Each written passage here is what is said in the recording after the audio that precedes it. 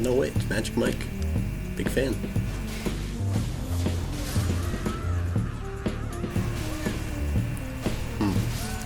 Must have been an imposter. The real Magic Mike would have put up a better fight. Hello everybody, Captain Cope here. Welcome to my first YouTube video. So, I've been doing a lot of invading since this game came out, and have saved a lot of clips on my PlayStation, so I decided to start a YouTube channel. So, here we are, showing off my second character that I made. His name is Ligma, because I suffer from a crippling lack of creativity, so most of my characters just end up getting named potty jokes.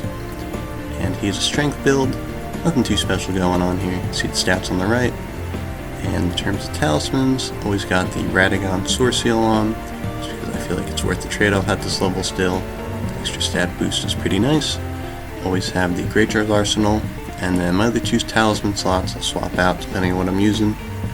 But usually I have Bull Goats, or Spear Talisman, the Jump Attack Boost Talisman, depending on what kind of weapon I'm using. For the fashion, you're using a mix usually of the regular Knight's armor, the Scaled armor, and the Bull Goat's armor. Good mix of fashion and always getting a decent poise with that. And weapons here, these are mostly the weapons that I use, and they are plus 10, plus 4, and I'll do in fire infusion for this level just because scaling is not very great, so you're much better off just going fire infused, and then you can use the physic that boosts the fire damage, and I also have the strength boosting physic as well, so I can get some pretty decent damage with him. And 50, there's still a lot of cool stuff you can do. I still get to use a nice wide variety of weapons. So initially when I made this character, I was hanging out around level 30 for a while, which is, it's an okay level range. It can be pretty fun. You're mainly running into two types of players. You're running into very new players who don't have any clue what they're doing, and you just kind of steamroll them. You know, it's a fun little novelty, fun power trip. You know, bad day at work, come home, take it out in some low-level co-opers. Or you get one low-level co-opper who doesn't know what he's doing, with one or two over-leveled phantoms who are just carrying him through the game. In case anyone is wondering, yes, I am twinking. Do I feel any remorse? No, I don't. I've actually never felt remorse for my actions in a video game. Here's a really good example of how fun over-leveled phantom would deal with. So, this is something you'll run into a lot if you decide to invade at lower levels. You walk up to a group of two people, and the Phantom, he starts soft swapping between 4 different weapons, all of which make no sense to have a build with. You know, this guy's got Rivers of Blood, Moonveil, Bloodhound Step, and a Cypher Pita for some reason. So, he is way over leveled, and his way just hides in the back, spamming spells at me. And I'm basically just trying to bait this guy into parries, because anytime I get him low on health, he would just slide away using that Bloodhound Step. So I sped this clip up, obviously. It's 4 times speed, just to save us all a lot of pain. And for those of you who don't remember, or didn't go against Bloodhound Step, before it was nerfed, it was basically impossible to roll catch people with. You know, I kind of get why people used it. It's very anime. Looks like you're an anime character sliding around, but it also comes to the downsides of anime. Like, you know, you're watching Dragon Ball, you're watching Naruto, and there's so much hype, so much build-up, you think something cool's about to happen, and the episode ends. You gotta wait for the next one. Finally able to kill this guy, and the host just makes a mad dash. And when you're in Limgrave, it's just open fields. So, chasing him for a long time, eventually catch up to him, poke him to death. Really riveting gameplay. I had enough of level 30 and brought it up to level 50, and this is where the good stuff begins. And level 50, I like it because you get a wide variety of different places to invade. You can get as early as Castle Morn, Stormvale, and you can even get as far as the capital sometimes. So here we are. This is a fun little 3v1. I'm using the Warped Axe, and it's Castle Morn. So, you know, use Pumpkinhead, break him up a bit. That guy goes for a parry. Say no, not like that. Do it like this. Parry him, get rid of him, and I get rid of that Winged Scythe, which can block your Crimson Flask. So that can be a real pain if you get hit by that, not being able to heal when you're in a gank situation.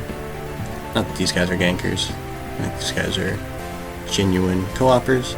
which is always way more fun to deal with in ganks. So, got the shield, putting a lot of pressure on me, all while the host here shooting some spells at me. I'm just kind of running away, trying to get some space here.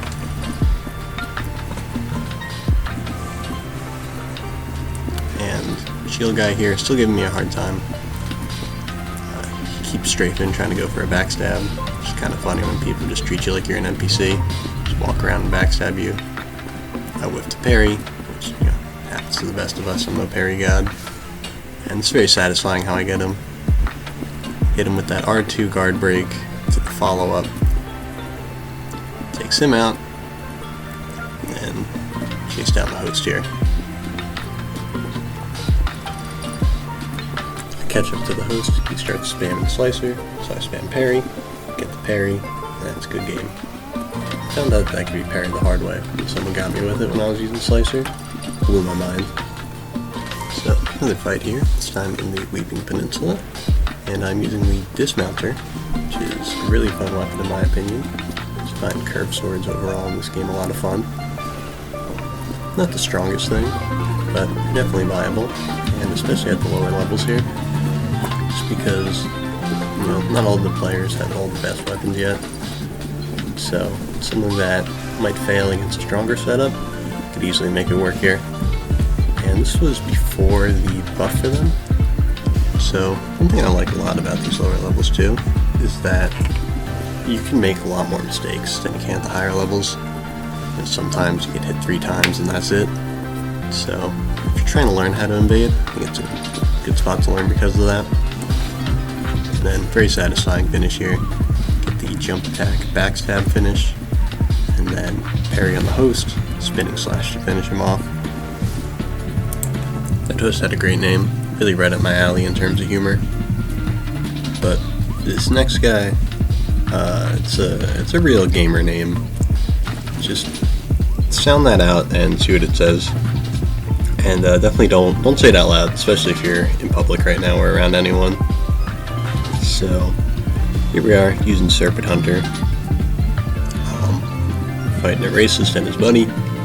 And if you want a pokey weapon or a spear, at this level you're definitely much better off using something else, because the damage is kind of lacking at the lower levels of the Serpent Hunter, but Ash of War still hits hard as a truck.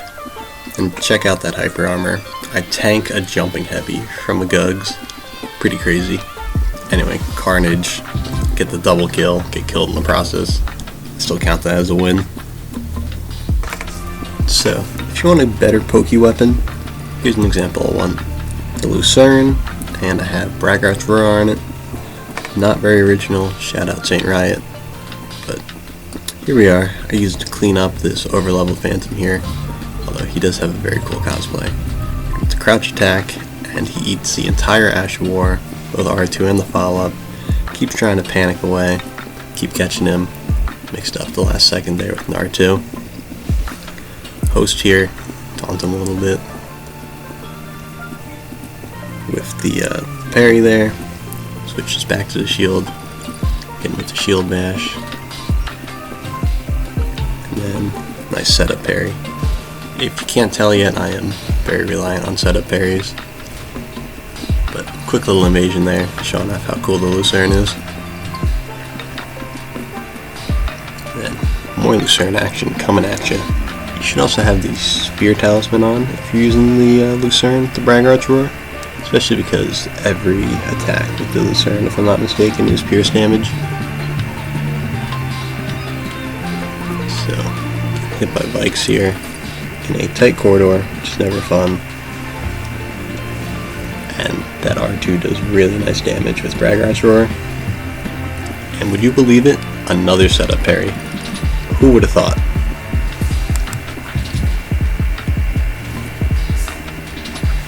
Hit him with the wave. And here we are, showing off the Godric's Axe. So, probably the worst weapon that I've showed in the video so far, but it might be the most fun. And just beating up on this veterans set here. And as you can see, the Axe itself, not great damage at this level. It's more of a quality weapon actually than a strength weapon. And missed a set of parry there. But I like using a offhand dagger with like a club or an axe or something like that, just because once you get them down to a little bit of health with a weapon like that, they'll just keep running. So something good to have for soft swaps, as well as, you know, chase downs when you get someone low on health and you have a heavy weapon like this. And also pretty satisfying to hit them with the weapon art on the wake up. I don't know how reliable that would be if someone's not fat rolling, but certainly worth a shot. Here we are, last invasion of the video. Back to Stormvale. Still got Godric's axe, and I'm rolling up on a group of 3. Lead them into this room, get them with the Ash of War, get rid of 1 right off the bat, and the Ash of War is definitely the best part of Godric's axe, because the axe moveset is not the best. And this is on the most recent patch, so it's quicker. And, you know, to be honest, you don't use axes because they're good. Use the style on your opponents. It's for the style points. You know, it's one thing to beat them with a meta weapon. It's another beat them with an axe. There's a little bit of emotional damage that comes with that. Look at this. Calculated. That was 100% on purpose. Definitely wasn't just happened to be walking that way. So this host, you know, I gotta give it to him. He was cool. Got a warrior's heart, still fighting, still duking it out, and even with his phantoms gone, stayed and fought. And this is really satisfying there. R2 roll catch, the L1 follow up. That's going to be the video. So, appreciate it if you made it this far, and feel free to leave some constructive criticism, or not so constructive criticism. And if you just tell me to quit while I'm ahead, and that comment gets like 3 thumbs up, I'll probably take it to heart. Anyways, thanks for watching.